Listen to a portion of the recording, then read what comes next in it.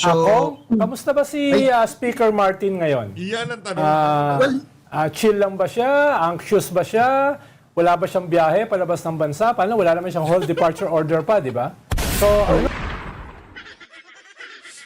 Oy, lakas mang insulto nung nagtanong na yun. Wala, chill ba siya? Wala ba siya? Nako, hindi magkanda o gaga. Itong si Robert H. Barber sa kakadepensa dito kay Martin Romualdez. Paano ba naman kasi niya hindi didepensahan itong si Tamba? Dahil kabilang ang mama na yan noong 19th Congress na kung saan nagawa ang pinakakurakot na budget sa kasaysayan ng Pilipinas. Yung 2025 national budget. Pero bago natin pasadahan yan, kung bago lang kayo sa PH Update, isang like at subscribe. Masaya na tayo dyan sa mga gusto sumali sa ating community. Join button, nandyan lang sa baba. 990,773,000 subscriber na tayo.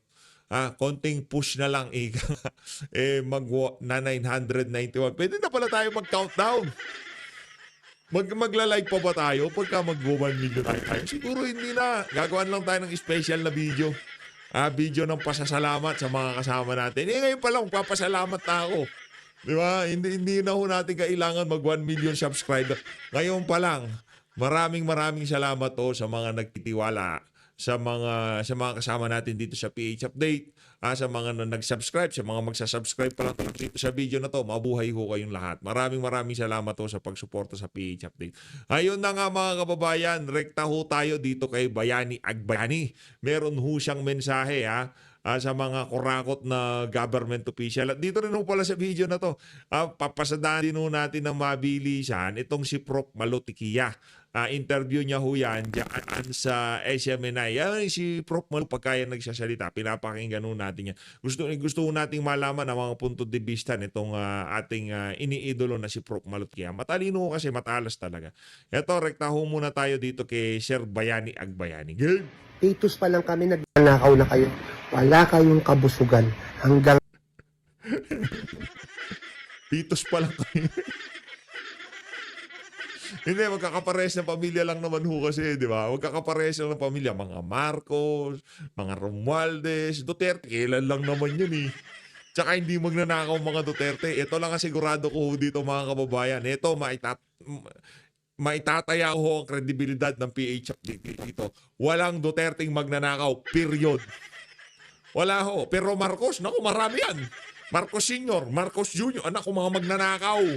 Uy, by the way yung pinapasooling ari-arian sa inyo sa Paway, Ilocos Norte, sinooli nyo na ba? Sooli kayo na sooli sa mga flood control, yung pinapasooli sa inyo ng Korte Suprema, di nyo papakain, di nyo pa sinooli.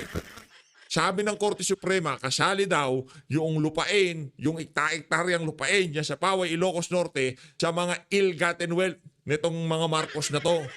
Bago natin unahin si Diskaya, unahin muna natin yung mga pinapasoling ari-arian ng Korte Suprema dito sa pamilya Marcos na to. Yun talaga, bilyon, trilyon. Niya yung mga yan eh. Ngayon, nagnanakaw pa rin kayo. Ang gaganda na ng buhay nyo, magandang bahay, magandang kotse, sa mga ninakaw nyo nung araw. At kung mapapansin nyo, iisa lang Pamilya. ang apelyido nyo. Marcos. Lolo nyo, tatay nyo, kapatid nyo, pinsan nyo. Kayo ang nagnanakaw mula noon. Mula noon hanggang ngayon, iisang apelyido ang mga magnanakaw sa pamahalaan. Romualdez, Marcos, sino pa? Yung dalawa na yan notorious yan Notorious yung mga apelyido na yan Di ba? Nagtandem yung mga walang yasa, pinagtulong-tulungan nila mga Pilipino. Anak ng tawa. Bago natin ipasaole, yung prostitution na sinasabi nitong si Bonjing, in good faith, kung talagang sinasabi ni Marcos Jr. na para siya sa sambayan ng Pilipino, in good faith, isuoling nyo lahat ng ninakaw ng ama mo. Langya ka. Ang galing yung magsabi ng restitution in good faith para makita talaga na isusuoli. Yung maninakaw ng mga Marcos, sinuoli na ba lahat? Mga walang yaka, mga magnanakaw nga ama mo Di ba? Yung lupa sa Paway, Ilocos Norte. Kasi yun ang pinaka-latest yung pinaka-naaalala natin Yung mga sapatos ni Melda. Umanto ka, dalawang pa, libo-libo yung sapatos mo. Lang yan. Oh, suoli mo yung tax. Magbayad kayo ng tax nyo. Bago nyo pagbayaran yung mga maliit na tao, bayaran yung Marcos Jr. Galit nyo naman si PH Update eh. Yung kakapal na mga mukha, restitution. To show good pay, good. Kabalbalan. Suolin nyo muna lahat ng ninakaw ng mga Marcos para maniwala tayong in good faith talaga. Buisit hanggang ngayon sa gobyerno. Ang kakapal ng mukha nyo. Ako po yung nanawagan sa ating legislative branch ng government, sa ating mataas na kapulungan at sa ating mababang kapulungan ng Kongreso para po matigil na ang pagnanakaw sa kaban ng bayan ng mga ganid, swapang, makakapal ng muka. Yan. Urgent po, gumawa kayo ng batas. Kung sino man pong nagtatrabaho sa gobyerno ang magnakaw ng piso hanggang trilyon pesos, bitay ang hatol. Nako. Kamatayan. Firing. Paano yan, Sir Bayani Agbayani? Hindi nila gusto yan eh. Di ba nga? Hindi daw ano yan, hindi daw deterrent yan eh. Hindi naman natin pinantatakot. Hindi naman na tayo mag-i-impose ng parusang bitay kung partakutin sila. Hindi. Ang iniin natin, talagang gugurgurin lang natin sila. Pagugulungin lang natin yung mga ulo nila. Di ba? Wala nung tayong yung para takutin yung mga kurakot. Hindi yun ang iniim ng batas na yan na parusang bitay. Ang iniim natin, talagang pagulong ng mga ulo ng mga magnanakaw na yan sa lupa. Yung talaga, yung bumabagsak, yung parang merong kutsil, yung bumabagsak na gano'n.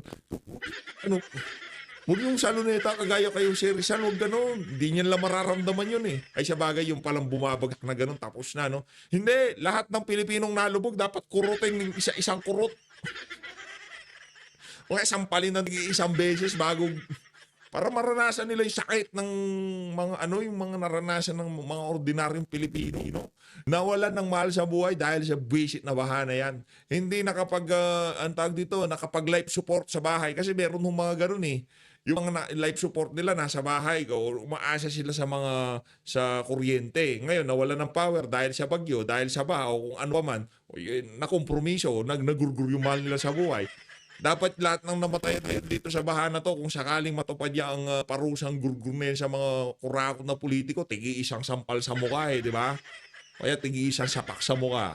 Squad, lethal injection, silya elektrika. Yun! I like it a lot, ika nga. Doon ho tayo sa uling option.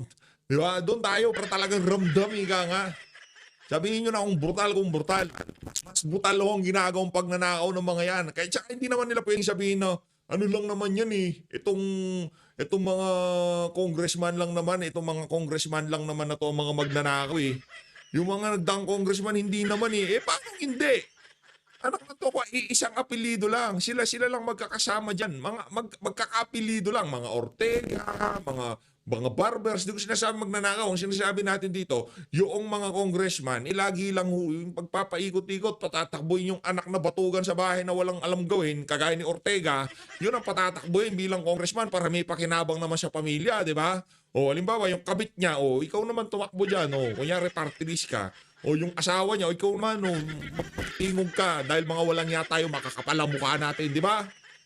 Isang pamilya lang ho sila. Tapos sasabihin, hindi naman ganun. Dapat hindi ganyan. Paano naman yung mga mabubuting congressman? Palakpakan natin yung mga mabubuting congressman. Pero sigurado ko dito, yung mga mabubuting congressman na nananahimik sa kabalbalan na nangyayari na to, wala kayong kaibahan sa mga magnanakaw na congressman. Mga walang nga kayo. Kaya palakpakan natin itong si Congressman Kiko Barzaga. Kiko Barzaga. Alam ko yung ano yan eh. Gawin niyo po yan. Sana po gawin niyo. Kasi yung death penalty, ayaw nyo eh. Dahil kasama doon ang plunder eh. Ngayon, gawin nyo po ngayon yan. Para pong awa nyo na po. Para po matigil na po ito. Matagal nyo na pong ginagawa ito eh. Pitos pa lang kami, nagnanakaw na kayo. Wala kayong kabusugan.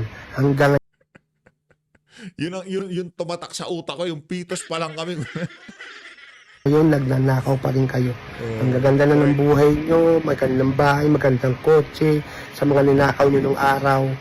At kung mapapansin nyo, iisa lang ang apelido nyo. Lolo nyo, tatay nyo, Magnanakaw. kapatid nyo, pinsan nyo. Magnanakaw Kayo ka. ang nagnanakaw mula noon hanggang ngayon sa gobyerno. Kaya yan si Aimee, diskumpiyado ako dyan. Pagka sinabi nila si Aimee hindi magnanakaw, kailan? Ninakaw niya yung tiwala na ibinigay natin sa kanya.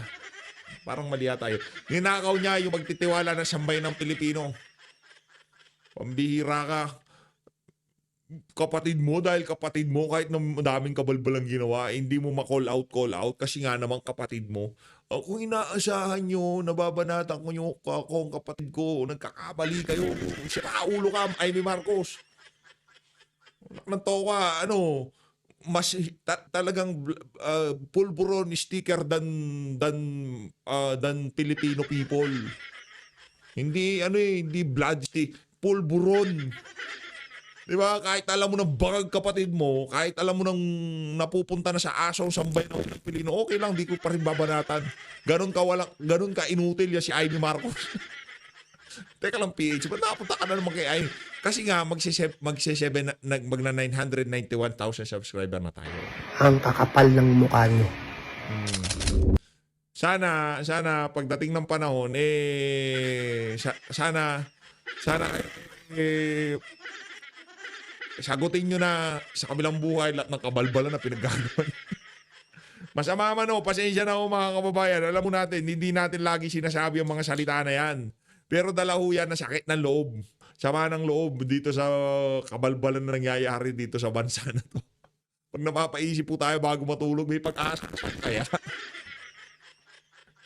Nakalantaw ka dito sa issue ng flood control, di nila malaman kung paano lumaman ni O'Brien eh. Basta malinis si Marcos Jr. Marcos Jr. ang bulgar, hindi yung mga bagyong nagdaan. Hindi yung pinaktik siya nung sinabi niyang 5,500. Siya daw ang nagsabi, nakalantaw ka, kapal ng mukha. Eto mga kababayan, rekta na ho tayo dito kay Congressman Robert H. Barbers. Kong, ano na yan kumbaga, talagang solid ang pagpapakaaso niya ngayon dito kay Martin Romualdez. Pasok ko, pasok. Ronald, magandang hapon sa inyo at sa ating mga kababayan. Good afternoon, sir. Ako napapaisip ako, Robert ha. Wetong Barbero, napaisip ako sa'yo, sa totoo lang ha. Kasi kung todo depensa ka dito sa kay Martin Romualdez, baka meron ka rin pananagutan ng 19 Congress ha. Kayo, napaghahalata. Kung ano bang status nyo ngayon? Kaya, Yeah. hindi niyo tatanong. Oh. Are you still the House Actually, I'm no Comms longer Chief? the Chief Communications Officer ng 20th Congress because I think the new Speaker has appointed another person to be the Chief Communications Officer. However, yung last na statement that I issued in behalf of the Speaker was when he resigned. No? At binanggit niya kung ano yung rason at yung kanyang paninindigan na dapat ituloy ang investigasyon ng ICI na walang mag-iimpluwensya at walang pakikialam na manggagaling mula sa mababang kapulungan. Right. So si Speaker Martin nga yung nag-hire sa inyo, Kong, to be the... Yes. That time kasi they had to, alam mo, usually kasi pag may change of leadership, all positions are actually deemed vacant. Of course. So, merong nga unspoken courtesy resignation doon sa Ba't di pa naman nag-resign ko si Swansing? Nandiyan pa rin si Swansing. tradition dyan sa House. Sinungaling. That's why to give the new speaker, the new leadership, a free hand as to who will they appoint on certain positions in the House. Pero di ba kung ang agreement ay as is where is, kumaga walang ibabakante ng mga positions at this point habang may budget process? Yes, that is correct. Except for some like the position that the Speaker Romualdez created, itong Chief Communications Officer. So it follows that when he resigns, I also follow his resignation. Pero so that's as Chief Communications Officer. What about as the spokesperson of Martin Romualdez? Are you still speaking in behalf of Martin Romualdez? Yes, I believe so. Okay. Ed, no, until now, I'm still in constant communication with the May diskumpiyado pa tong si Robert eh. Ano pa ba ako? Tagapagsalita pa ba ako ni Martin Romualdez? Pambira talaga, oo. the speaker and trying to help in the communications aspect. No? Okay. In fact, wala naman siyang ibang except for his personal comments on issues that are affecting him. Siya po ang nagsasalita dyan. So, Kong, alam niyo na yung next question namin, no? Which is the last time we spoke to you, you said all that talk about the leadership change was just ingay, noise lang. He's not planning to step down, and then, well, a few days later, eto na nga, there was a sudden leadership change. Yeah, What happened there? Sabi mo, there's nothing. That's correct. Yeah, but you remember when I was asked that question, I was telling everybody that as I speak, matibay po at malawak at malaki ang suporta na binibigay pa rin kay Martin Romualdez. In fact, even at the last hour, no, even before he resigned, no, when he finally decided that he will resign, there's still a large number of the members of the House, mga around 90% po rin yan, na nagsusuporta sa kanya. Until he finally decided and told everybody that I must step down. And of course, we respected his decision. Congressman, kumusta siya ngayon? Have you spoken to him since yesterday? Dahil kahapon pumutok yung bombshell about him eh. Have you spoken to him tungkol dun sa mga new allegations against him? Na medyo seryoso yun, ha? Medyo seryoso nga. In fact, he issued a statement kahapon. Yes. Sinasabi nga niya, Brad, hindi medyo seryoso. Talagang seryoso yun. Kayo ba naman ang paratangan na bilyon ng hinahatid doon sa kanyang bahay sa McKinley? Sa Forbes Park. Meron pa nabanggit Malacanang, di ba? and that of course, he's vehemently denying yung allegation ngayon. And being a lawyer that he is, nakita natin na meron silang napansin, no, na mga inconsistencies at gaya nga ng sinabi niya, mukhang kinoch ito, no, o ika nga sinusian, o hindi kaya ay ito ay parang hindi na-rehearse ng masyado kung sino man ang naglabas sa kanya. You're talking But about there are Orly. inconsistencies. Can you be more specific, Congressman? Well, unang-una, he said that he delivered money at the residence of the former speaker. Yung bahay na tinuturo niya since January 2024 ay under renovation. Pangalawa, But the house- I don't know. In Sir- that exclusive village, Sorry, you won't be able sir. Sorry, but- enter just like that, no? Hindi ka naman makakasama dyan. Nag-training niya sa Quadcom eh. Kung ano lang gusto sabihin ng mama na yan, yun lang sasabihin niya. Wala makakasama dyan kay Ace Bang. Sinasabi niya Congressman Barber, sorry, let me maraming bag, maraming luggages, baka mukhang imposible. Ang tanong, sino diniliberan nitong taong ito doon sa address na sinasabi niya? Right, but Kong, just to be very clear about this, yung house that Orly Guteza was referring to, yung 42 McKinley, he said street, but I know that to be road. It does belong to Speaker Romualdez? Well, I believe so. I haven't been Yeah. in that address, but because the speaker has not issued any denial. But sinabi nga niya na ito ay under renovation since January 2024. Pero sir, yung Congressman, ang 42 kaling yan, hindi McKinley, kailangan, walang gwardya dyan. That's the part of Forbes Park na walang gwardya. Yeah, Yan yung road eh. merong ano no, Yan merong yung main road eh. yeah, at along the road, no. So Saka napakalim naman nung na yun, palusot. Under renovation, di na makakapag-deliver. Pagka sinabi mong under renovation, yung laman ng mga maleta, puro pintura yan, tsaka hollow blocks, kaya mabigat. Kunti na lang, tulak yung naho natin, mag 900. Ito talaga si Martin Romualdez kung makagawa ng palusot, parang di abogado. Since 2024, under renovation yan. Tapos paano sila magdi-deliver ng pera? Paano? Sinabi, puro ano yan, halo yan, halo. Halong tigli 500,000. magiging katakataka na kapag ka merong ganong karaming sasakyan na papasok doon sa isang under renovation na bahay, mukhang magtataka tayo bakit merong ganon. No? Pangalawa, kung totoo yung sinasabi ng witness na yan, sino ang pinagbigyan niya? Wala naman pong tao doon. No one is actually staying in that house except for the construction workers since January of 2024. Pero sir, sabi nga ninyo, nobody can enter just like that. Pero my point po, sir, kasi is that 42 McKinley is not inside or facing Yeah. Main road. Forbes Park mismo or Forbes Park North. It's facing McKinley, which has free access. In other words, it's actually facing, if I remember right, it's facing San Antonio Mall. So, pwedeng pumasok, labas-pasok kahit sino doon through Main that road entrance. yun eh. It's a Yes. thoroughfare. Yes, it's a major thoroughfare. Yan ay labasan at pasukan ng lahat ng dumadaan ng mula EDSA hanggang BGC. No? O hindi kaya EDSA papuntang Forbes Park o hindi kaya papuntang Dasmariñas Village.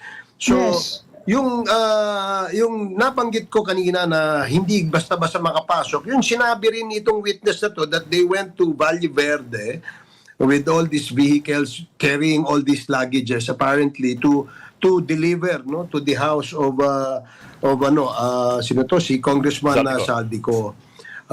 Medyo ang ano ko medyo incredible yung kwento at medyo certain aspects of his story are actually absurd na hindi ka panipaniwala. Yun nga sa punto nga lang nung sinabi niyang dineliver dun sa McKinley, kanino siya nag-deliver dun? Di ba si Eric Yap daw ang nagdala? Well, sabi niya siya nagdala at ang trabaho lang daw niya, ang kanilang mission ay magbuhat at i-deliver ito. I-turn over daw sa mga staff, allegedly sa mga staff. So, Kamusta ba si Speaker Martin ngayon? Iyan ang tanong. Chill lang ba siya? Anxious ba siya? Wala ba siyang biyahe palabas ng bansa? Paano? Wala naman siyang whole departure order pa, di ba? So, ano? Oy, lakas mang insulto nung nagtanong na yun. Wala, chill ba siya? Wala ba siyang... Kayo naman, nai-stress sa inyo to si Robert X. Barbers. Ang daming pwedeng tanong, bakit? Magtatanong kayo kung chill ba siya? Pupunta siya. Anong kanya ngayon? So, Anong yung latag last niya ngayon? week we were together, doon kami sa kanyang tinitirhan at napapag-usapan nga namin yung tungkol sa bills that he sponsored in Congress at ano yung tuloy-tuloy na mga bills na mga budget reforms na kanilang itinutulak ngayon under Speaker Boji D, under the new the speaker. So doon pinag-uusapan pa rin. He's pretty much concerned about the reforms, he is not he looks relaxed na ngayon. Medyo of course I guess he's preparing and constantly reading. Yun ang nakita ko, and he looks relaxed. How about Saldico? Nakakausap pa sila ni Speaker?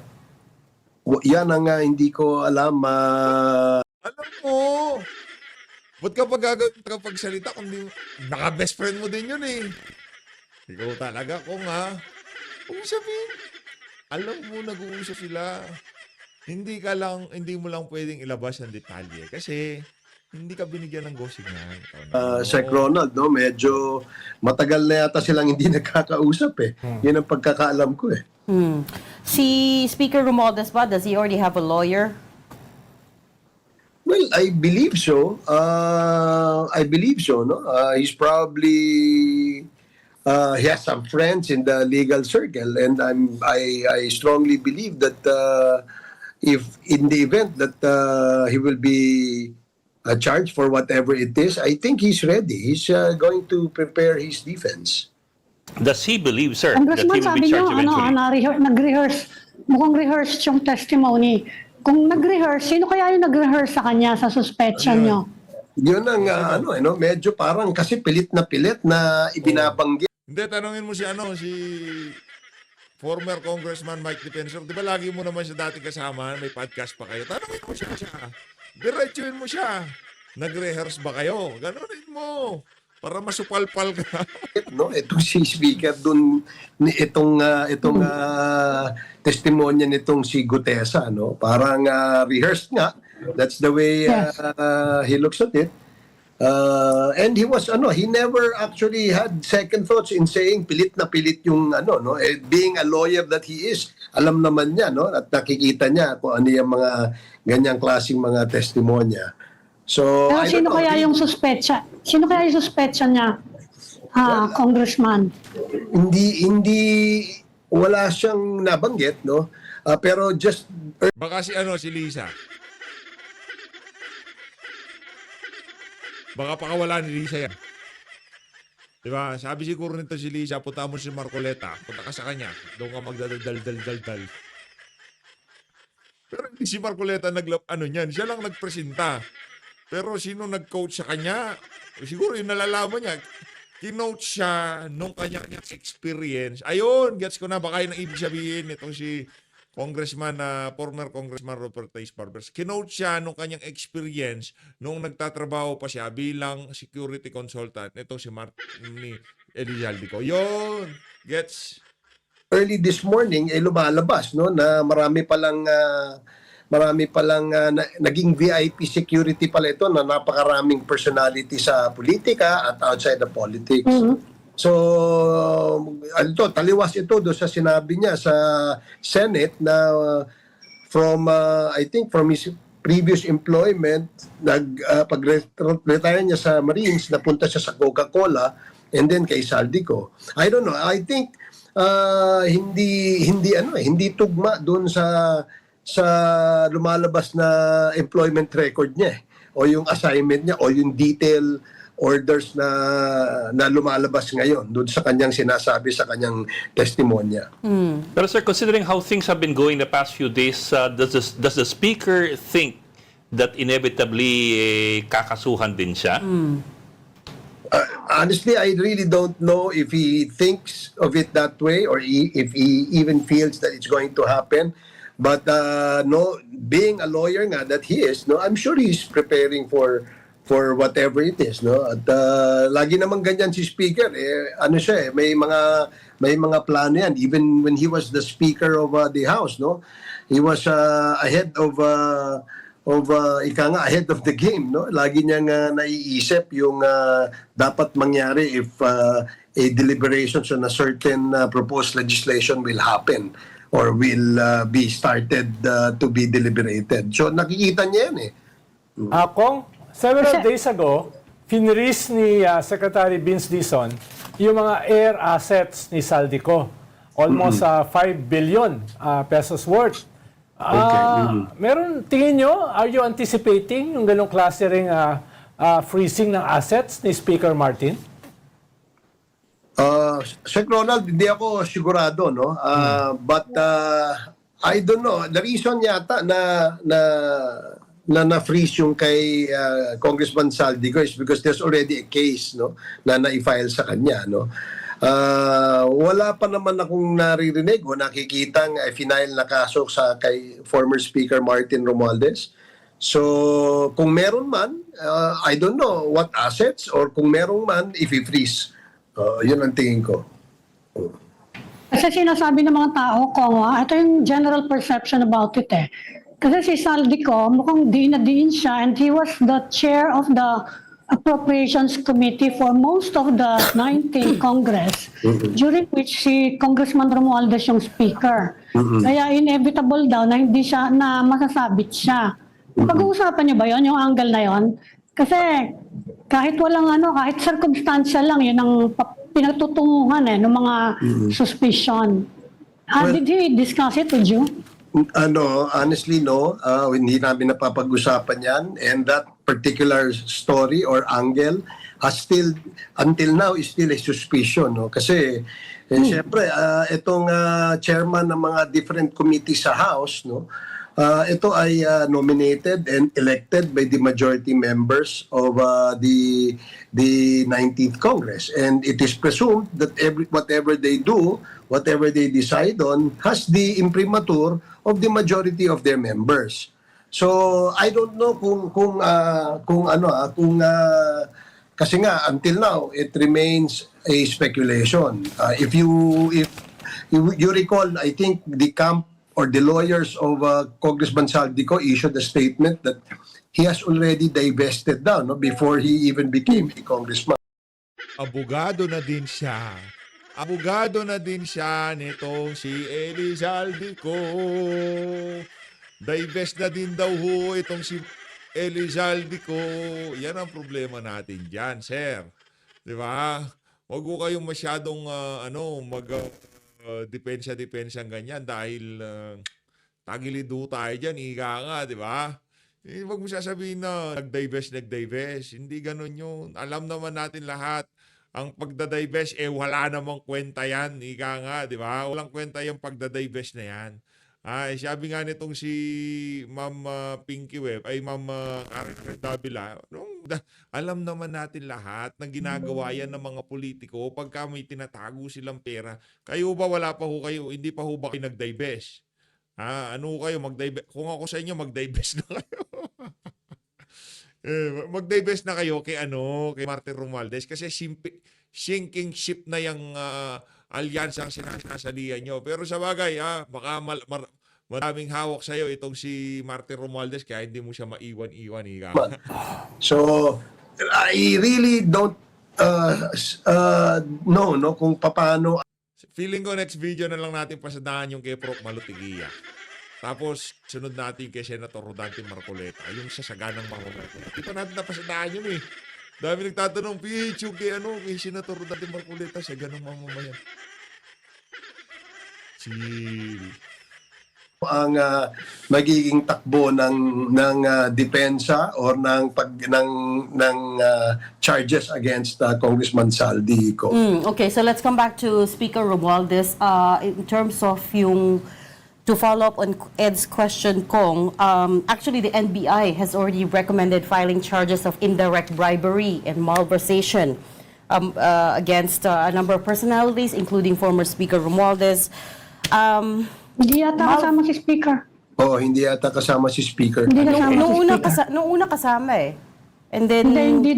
Kayo naman, hindi na speaker si Martin Romualdez. Kung maka-speaker naman kayo, talagang pampataas ng sweldo yung tunog ng hindi yata kasama si speaker. Paghahalata kayo dyan eh. Wala. I think ang na-filean lang, members of the Senate, the DPWH personnel. there are some news reports still including Speaker Nag-clarify ang NBI Romualdez. dyan. But in any case,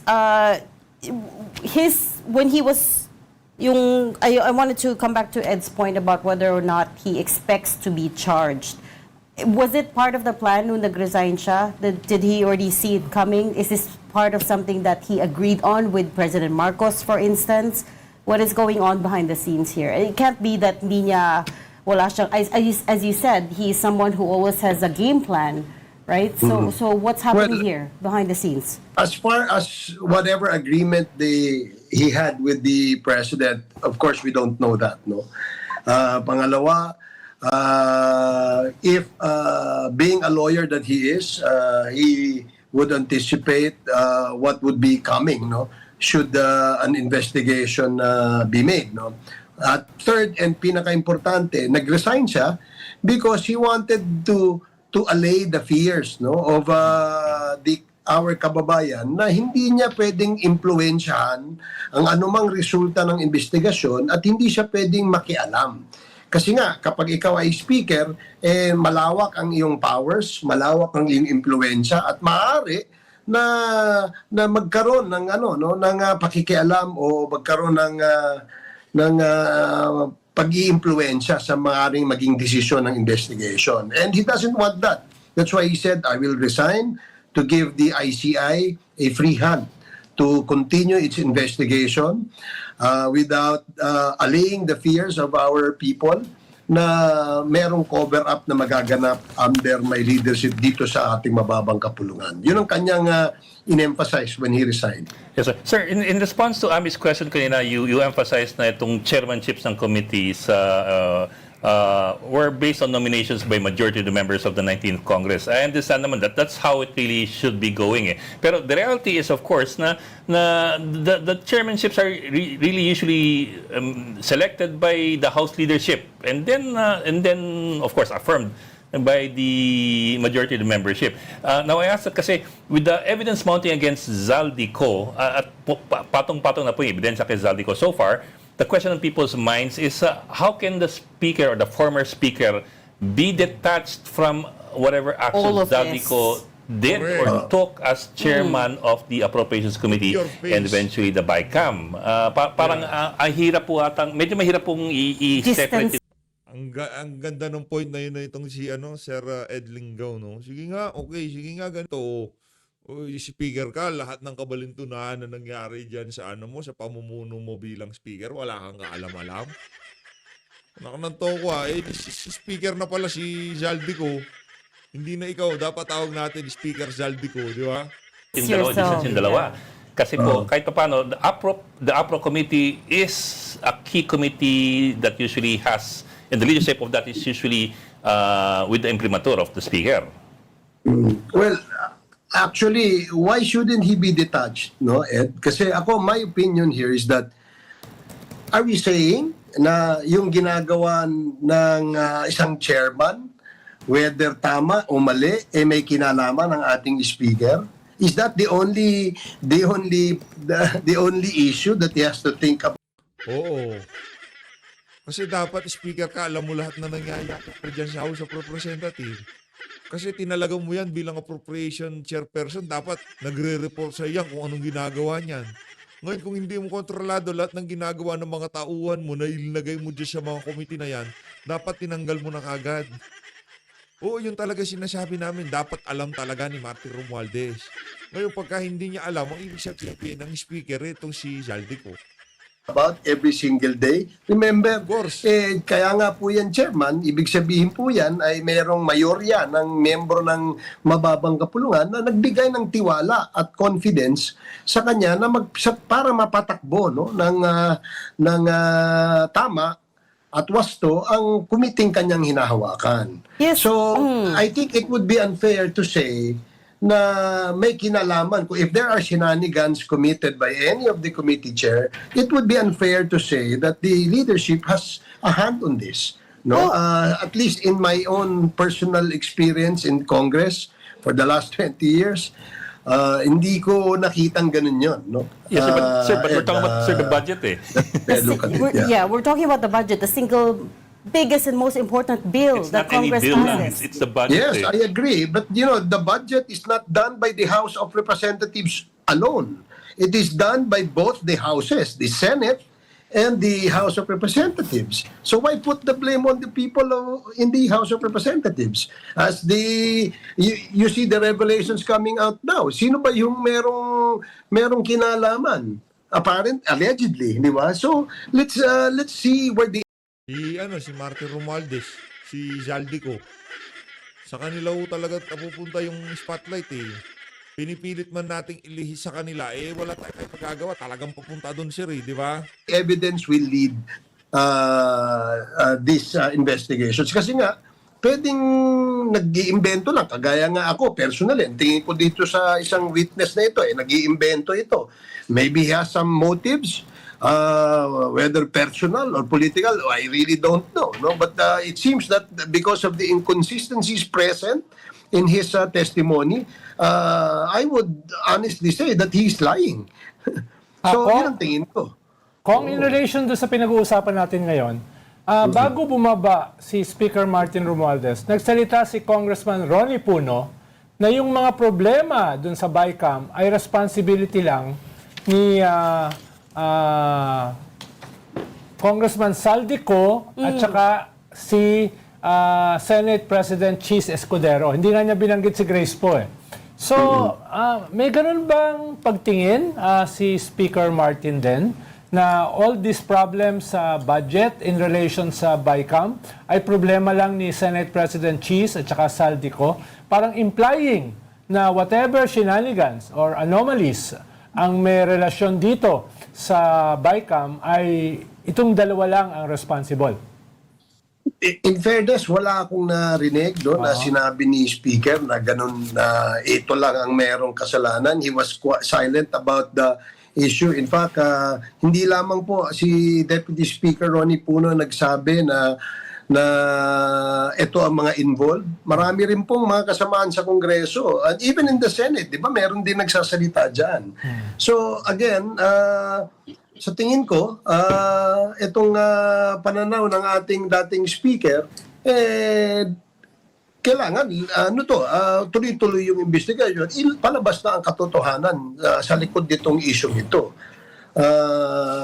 Dahil nga maraming nagsasabi, no, maraming mga pangalan ang binanggit. If you recall, yung first time lumabas itong Diskaya, ang dami niyang binanggit ng mga kongresista. And when he was confronted by the members of the lower house, the couple was confronted during the hearing of the Infracom. Anong sabi nung dalawang mag-asawa? Ay hindi ko po kayo nakilala, hindi ko pa po kayo nakikita. Ngayon ko lang po kayo nakita. And Kasi hindi naman sila pumipipick up ng pera. Ito naman si Congressman Robert H. Barber. Sa tinatataan na kita sa kalmado. Kasi nga hindi naman yung mga congressman ang pumipick up ng pera. Meron silang mga bagman. Diba? Hindi naman, ako si congressman, ako kukuha ng pera. Pag nagkita tayo sa house, kung sakaling magkaroon ng hearing, sabi mo, nagkita tayo. Ganun yun. what does that tell us?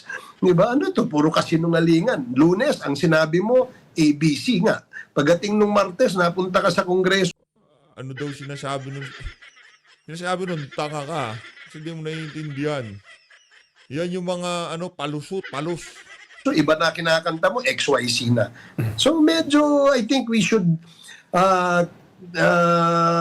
really study, no? Itong mga statements made, either in favorable or not favorable to a member of Congress, and see where the evidence would lead them, no? Ang point lang is that kasi tayo mahilig tayong magkaroon ng conclusion right away, especially sa maraming kababayan natin pag nakakita ka agad na Anong dahilan kung bakit bilis natin magkaroon ng conclusion?